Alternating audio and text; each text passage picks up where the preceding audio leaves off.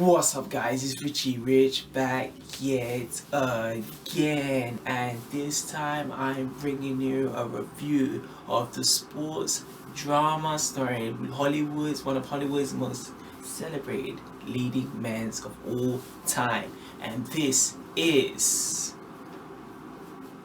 Jerry Maguire starring Tom Cruise. Be sure to check this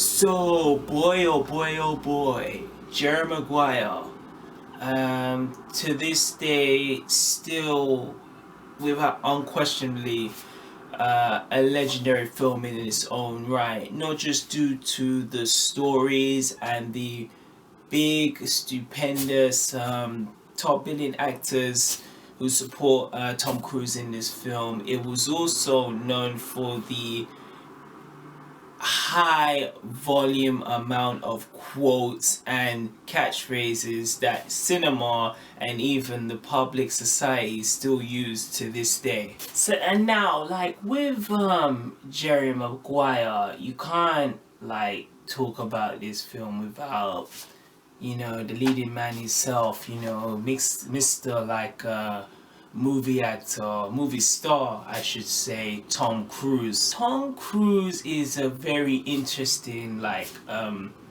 subject to look at, as like what is perceived as a movie star should look like. You know, a movie star should look like, act like the total package of what a movie star is, you know. And it's been even said by like you know, reviewers, even Roger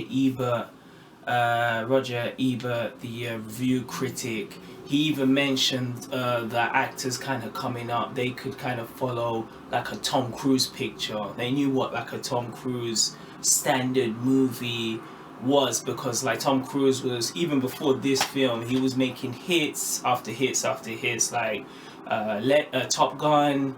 He made, what was it, Mission Impossible, of course. He made Interview with a Vampire. He made Man in 1988 starring Dustin Hoffman, and also he appeared in Few Good Men with Jack Nicholson. So Tom Cruise, like from the late 80s, especially, you know, heading in towards the 90s, he became the Mr. like go-to for big movie productions. You know, he was basically seen as like that era's version of what a leading man, you know, was, you know, like I think back in the generation you had like a, you know, you had like a Robert Redford or a Marlon Brando. Shifting to like the 80s and the 90s period, Tom Cruise was the main mega movie star at this time. And I think what made like Tom Cruise very like marketable, that like, you know, they wouldn't trust him in these big films, and that is, I think with Tom Cruise, he just always was great at just bringing his like A game.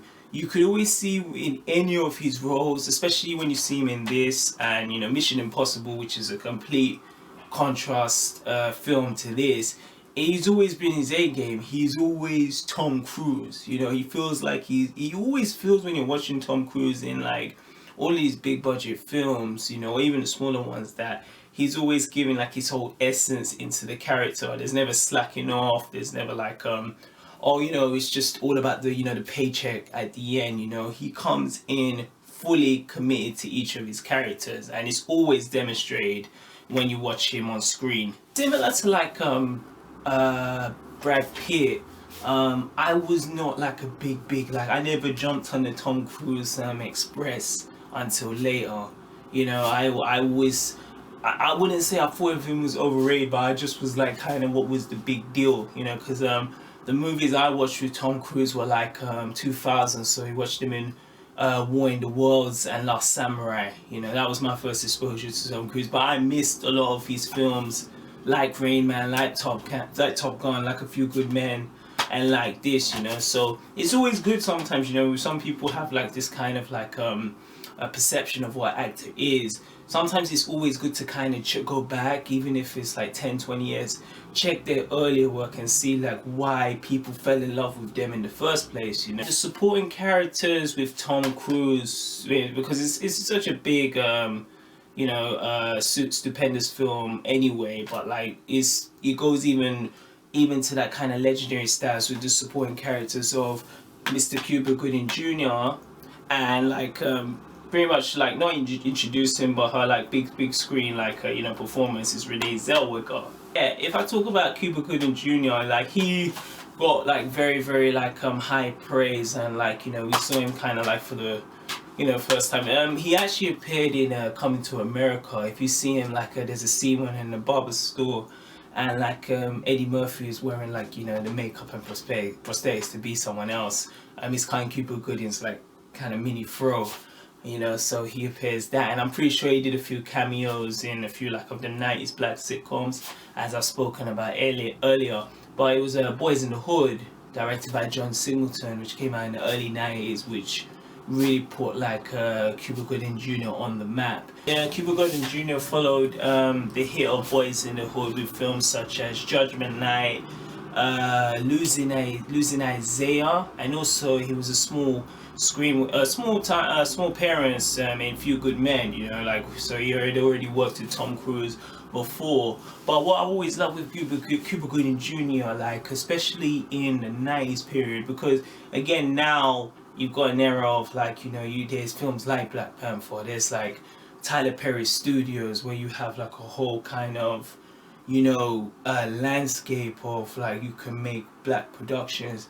Back at those times, it was very difficult for a black actor to break through in the Hollywood, the Hollywood kind of circuit. You were always just seen, if you were black, just as a negative portrayal. Like if you see them in like Menace to Society, like even playing like a gangbang or drug dealer.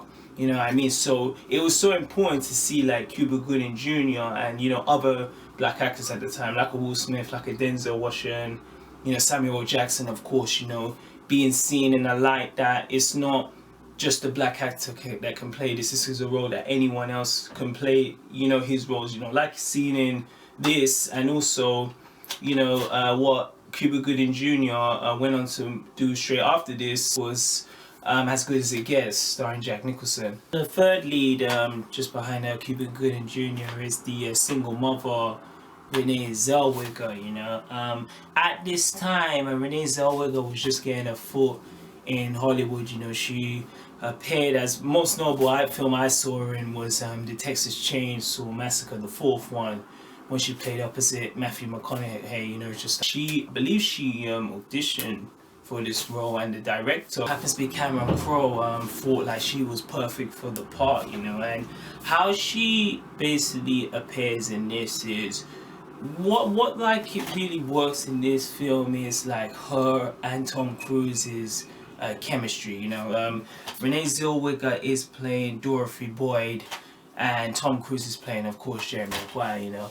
How they're both like in this, and how I believe they kind of come together, is they're both dreamers. They both want the best for themselves, and especially in this kind of place where they live in a world, like it's a very like systematic way of thinking. They're both basically working this kind of sports agency. Tom Cruise at the beginning, he's basically at a point where he wants to kind of, with his clients he kind of wants to make little of his clients, so he can just focus on more one, properly. So say like if I had Cristiano Ronaldo and I want to make him the biggest star, I'd rather focus on him than focus on Ronaldo, like Gareth Bale, Messi, all these lot, so he just wants to, focus on one. Like as he kind of starts to do this, so he wants to just pull in attention, and this is where like, Cuba Gooding Jr. playing Rod Tidwell, that's where the kind of like disarray starts to happen. Everything starts to really fall down, But back to like Renee and Tom, you can just see from the beginning, like even the way she looks at him, she's very like just kind of mannered by like his ambition, you know. He wants to do this, he wants to do that, wants to do that. He's a dreamer, you know, where it's really cool because someone who's a dreamer as myself, you know, you can appreciate someone who kind of believes in you, because no one's gonna believe you. Sometimes you can find that diamond in the rough will be like, yeah, this is cool, I am with you, I get it, you know. And that's how she is portrayed in this film, you know. She's always kind of very like supportive to like what Jerry's trying to do, you know. She even like the mistakes he does, you know. She's always fully invested in and behind him. And in opposite, like Jerry's very like he's appreciated to hit her because like I could relate to that whole thing of what he's trying to do is it's basically like an entrepreneur, you know, like in this film, even though he is you know, he has been doing like as a sports agent for a while, you know. He's fully like if I go down, it's like it's my decision, you know. So he can't quit, you know, especially the way like he ends up he ends up leaving the company, which I'll talk about. He can't quit, you know. And because of that kind of like loneliness of like he only is with like you know, Rod Tildwell most of the times, you know, going with him to like these kind of like football, you know, football scouts, you know, to get him like possibly signed, you know. He's the only one he's the only like companion at the time. So because of like just him being lonely, like that's the kind of reason he gets into, you know, gets with Renee Zellweger playing Dorothy Boyd in the first place, you know. And it's like from the beginning that's how they start, but as the film starts to progress, you can kind of see like they have a genuine connection, you know, especially for Jerry, Dorothy, and also the son as well. Like you know how it just begins. It's like there's a cool scene of like what I always love with this film is I never got into. I watched it later, and it's like one of like Jerry Maguire's mentors is always speaking to him throughout the film and giving him like quotes at major points through Jerry Maguire's story arc in this film. You know, he will always say, but he will use kind of sports kind of anecdotes to kind of say like thing. Like I think there's one time the time like when you know, Jerry's with Renee Zellweger, Jerry's with Dorothy, and she's like saying like I can't be like your wife anymore. He's that mentor's like saying without none of this there can be no this, you know. And it quickly cuts away, you know, which is cool because the first time I watched this, you know, because I watched this like later than everyone else did, I didn't kind of understand what was going on, you know. And it's just like more like repeat viewings. I was like, okay, cool, that was his mentor, you know. And that's like, you know, him trying to be a sports agent. So it shows it from Tom Cruise's view, like, you know, I'm speaking to you, you know. So how he is like it's like Jerry's like attacked from all sides because like in one position he like, you know, he left the company that he said he helped build, and it was a fact. You know, he takes the fishes out of the sea, the fishes out of the what was it, the fish tank, and basically says, I'm leaving with the fish, who's coming with me? Come on.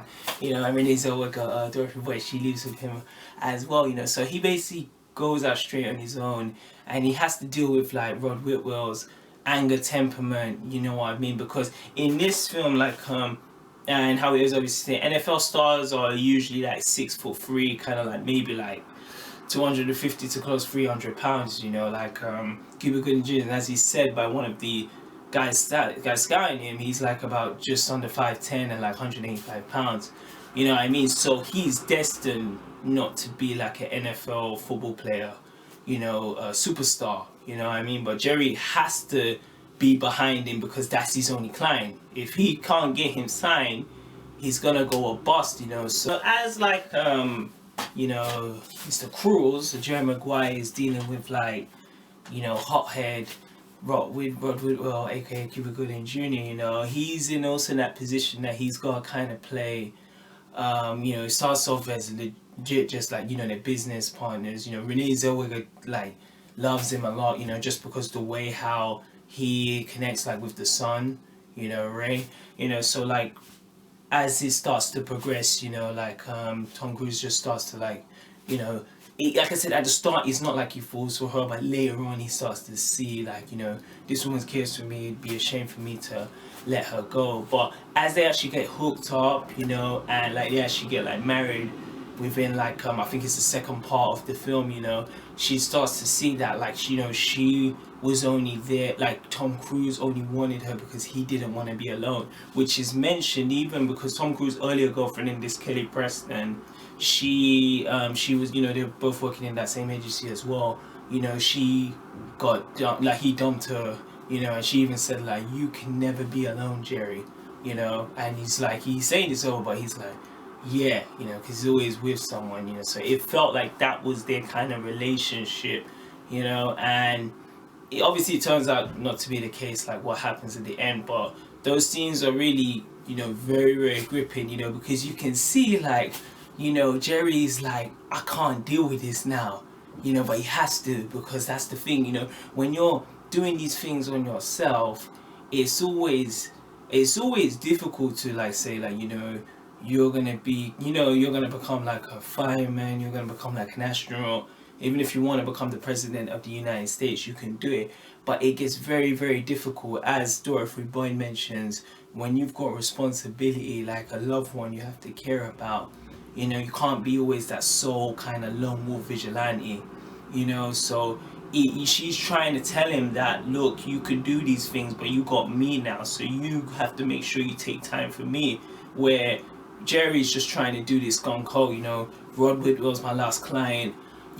I've got to make sure, this goes through. I'm gonna bust, but then he comes home and he's got a deal from like, not so much aggravation, but her just simply saying the truth, like, I can't do this anymore because I'm showing you more love than you're showing me, you're just more care for like your kind of thing, and it's like, where are me and my son gonna be included in this kind of like ordeal? Said, I really love, that's one thing again with the scenes films then and obviously the films now, it's just like this film, like I said, it's 2 hours 20 minutes, but they take time to like just make it could be like 5-6 minutes, and like how even like the camera like slowly zooms in to show like the emotions from those two characters, like all the trials and tribulations they have to go through. I even forgot to mention like Regina King, who, need I say more, Boys in the Hood, Friday, the voice of Granddad, the Boondocks, she was in Poetic Justice as well, so she was everywhere and anywhere. Great actress, she plays like Rod Whitwell's wife, and it's cool, because when there's scenes you see Jerry and Dorothy and you see Rod Whitwell and his wife, Jerry sometimes looking at his girl saying like, man, what do I have to do to have that, that kind of love, like even through the darkest times they're still gonna be together, it's like this film deserved a happy ending, and we really did get it, so there's a nice like great scene, like the team that Rod Tidwell, did I say Tidwell?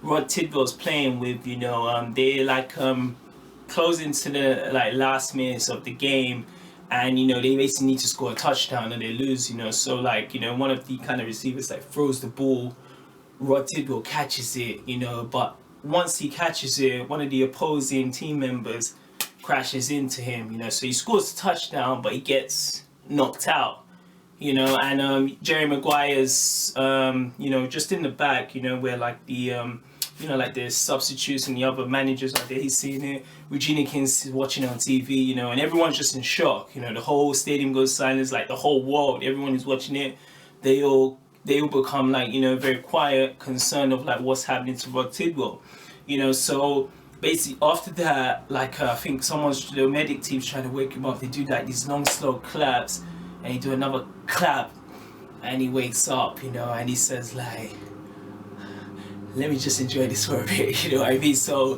he does this kind of like cool kind of like touchdown. I believe it's been told that, Cuba Gooding Jr. used to do breakdancing, as before he came off his acting, so he does these slick kind of cool moves, the only way Cuba could dance, and he gets everyone on his side, because it was like, this was Monday Night Football, so the whole world watched him, this new like up and comer, the one that said they couldn't make it because he didn't have the typical physical traits, proved them all wrong, and it's just a cool scene, like once there was a time when no news reporters or no like media will come into Jerry or Rod Tidwell. Now all of them are coming in gushes just because they didn't give up, you know. And you could kind of see how karma works, you know. Jay Moore was there, and like one of his clients, I think because one of his clients sees the relationship between Rod and Jerry, and it's like, why don't we have that? Jay Moore tried to give him a hug, he said like, back off, you know. So he just went from like 0 to hero, you know, because he just didn't say die. He didn't surrender, you know. And what leads on to this scene, which is really cool, is from there, whilst Jerry's in the stadium, he quickly jets back home because he said he was able to save this. Now he's got Rod Tidwell. People want to talk to him. He's a bona fide star now. Let me try to save this woman that I supposedly love, you know. So you have a cool scene where, you know, there's a woman's talk, as girls do, you know, and jails, you know, for that like kind of weekly women's talk, you know, to just talk about men and relationships, you know. So he busts in and he's like, I need to talk to my wife, you know, and he basically just says like, you know, all this, you did this, was able to do this, you know, we had a good night, you know, but it wasn't special because you weren't with me, you know. And then he ends his kind of like a monologue speech saying, you complete me. Just like how, you know, in a Tom Cruise kind of best way, you know. And Renee Zellweger, her voice, she's flustered by it. She layers on to go to say like, you already had me at hello, you know. And it's just a nice like, you know, bond of like, it's sometimes good, sometimes just to step out and just see what's on the outside, you know. They were both there working comfortable jobs, and they kind of had the cojones to say, look, let's get out, try something new. It's gonna be tough, but we can make it if we just don't surrender, you know. So they left before the ship sunk, you know, and their bond even became even more stronger because they were always supportive of one of each other, you know. And you know, it ends off like with you know, two cool scenes, you know, of like Rod Tidwell, you know, he's being interviewed, you know, by the sportscast member. It's not Brian Gumble, it's someone who looks very similar to him, you know. And he's like, you're not gonna make me cry, you know. But as he starts talking about like all he had to do, you know, to get basically, you know, turn pro, you know, the emotion starts to like come out of him, you know. And you know, he says like, you know, Cherry, you know, we did it, you know. He says that you want, you know what I mean, we did it, you're my brother, man. We was difficult, but we got there at the end, you know what I mean. And it's like you know, it's real cool scenes, you know. And you see, and the second scene I talked about is you see Jerry, you know, reunited with Dorothy and the son Ray, you know. They're walking like in a park, and you can see, you know, the Americans, like, you know, the young boys, you know, playing like softball, football, you know, different kind of sports, you know. And Ray picks up a football that gets thrown out and he throws it, you know. And as he throws it, Jerry's like, whoa, that was a good throw, you know. And you can slowly see that, oh, you know, he's gonna become a star. And you know, Jerry can represent him as he did with like Rod Tidwell and his other clients. And that's pretty much the story of Jerry Maguire. Richie Ritz's favorite topic about the movie is the soundtrack, you know. There's a cool soundtrack that plays moment after moment in this film, performed by Bruce Springsteen, true kind of singer from back in the day, you know. So he plays it momentarily. I think it's called The Secret Garden, you know, which is just a nice kind of like a melody that just fits the film, you know, especially in the emotional scenes when like you know, Jerry's like sometimes just driving and he's kind of like, well, you know, sometimes when you're rock bottom and you know you need something kind of to pick you up, it's like this tune definitely helps, you know. And you've also got music from Paul McCartney, Bob Dylan, Neil Young, T. Wilson, and Pete Townsend, you know. And it's just, yeah, it's just a great selection of you know, just different types of, you know, genre music, but all just keeping it fits, you know. It fits closely what to the movie is, you know. I was gonna save this for last because I didn't want to, you know, spoil it at the beginning. And that what this film, even with like, you know,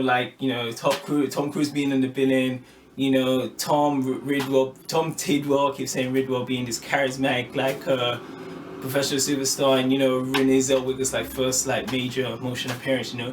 This film is belittled, and I say belittled with catchphrases, you know. The main one we'll always remember is the show me the money, You know, I'm even getting out of breath when I'm saying it, you know. Show me the money scene, you know, which basically happens when legit Rod Tidwell is Jerry's last client, you know, and Jerry's just trying to convince him. He's trying to say like, what can I do for you?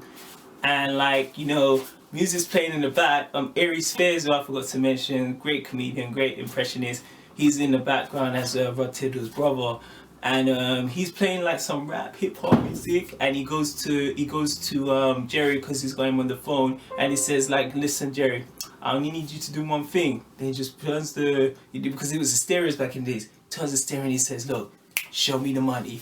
Yeah, yeah, show me the money. And he says, "Look, no, I don't want you to show you. I want you to show me the money." Then Jerry, who's completely lost it because he knows he's by like a very, very short thread. He's on ice. He needs to basically like, you know, whatever basically Rod Tidwell says he needs to basically do, because that's all he's got, you know. So in the office, he just starts screaming maniacally like, "Show me the money! Show me the money! I am the mother!" You know, so it's just a cool scene, you know. And I think, just like I said at that time, what that illustrated is like how like, you know, you have to kind of be crazy to kind of get the things you want, you know. And he didn't mind like jeopardizing everything because he was already nearly gonna go under, you know. So it was just really cool, like, just to see him just be just so animated, the only way Tom Cruise can do, you know. And just like Cuba, you know, dancing to cool hip hop music in the background with Aries Spears, you know, which was just tremendous, you know. So yeah, you know, you had Show Me the Money, you had, you know, at the ending, You Had Me at Hello, you had You Complete Me. I'm gonna try to remember all of these. You got, you know, when they're in the shower scene and Tom Cruise goes to Cuba and he's like, you know, you need to kind of calm your attitude. Help me help you. Why the catchphrases are so like legendary. I would even say the catchphrases are household quotes, you know, if you have to even go that far. It's just the way, you know, the actors deliver it, you know. They're very good. Tom Cruise, Cuba Gooding, and even Renee Zellweger, they bring their own kind of personality into their characters, you know. Or Cuba Gooding Jr., you know, so yeah, the way he just delivers these lines, man, like the whole "Show me the money," you know. He talks about like the Kwan, which basically means like paradise. That's understood what the Kwan meant, you know. Who would I recommend this to?